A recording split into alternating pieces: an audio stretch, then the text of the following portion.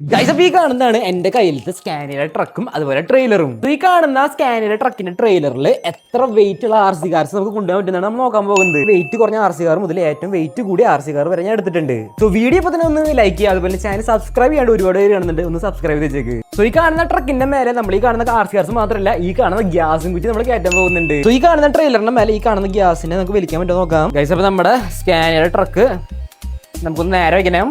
അതുപോലെ ഈ കാണുന്ന RC കാർസ് അല്ല ഞാൻ വാങ്ങിച്ചത് നമ്മുടെ യൂക്ലിക്കിന്റെ പേജിൽ നിന്നാണ്. ഇതുപോലെ RC കാർസ് വാങ്ങാൻ താല്പര്യമുണ്ടെങ്കിൽ താഴത്തെ നമ്പറും കാര്യങ്ങളും ഞാൻ കൊടുത്തേക്കാം. എൻ്റെ കയ്യിലത്തെ ചെറിയ പോളാണ് നമ്മൾ ഫസ്റ്റ് വെച്ച് തുടങ്ങാൻ പോകുന്നത്. സിമ്പിൾ ആയിട്ട് വലിക്കാൻ പറ്റുന്നുണ്ട്. അടുത്തായിട്ട് ഏകദേശം ഒരു 1.5 കിലോ ഭാരമുള്ള ഈ കാണുന്ന RC കാർ വെച്ച് കൊടുക്കാം. വലിക്കാൻ നോക്കാം. സിമ്പിൾ ആയിട്ട് വലിക്കുന്നുണ്ട്.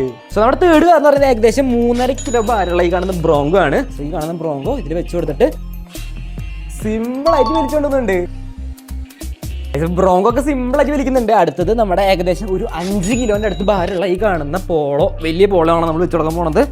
സോ ജസ്റ്റ് വെക്കാം. ഗൈസ് നമ്മുടെ ട്രക്ക് വേണ്ട എന്റെ മോനെ സിമ്പിൾ ആയിട്ടുണ്ടോണേ.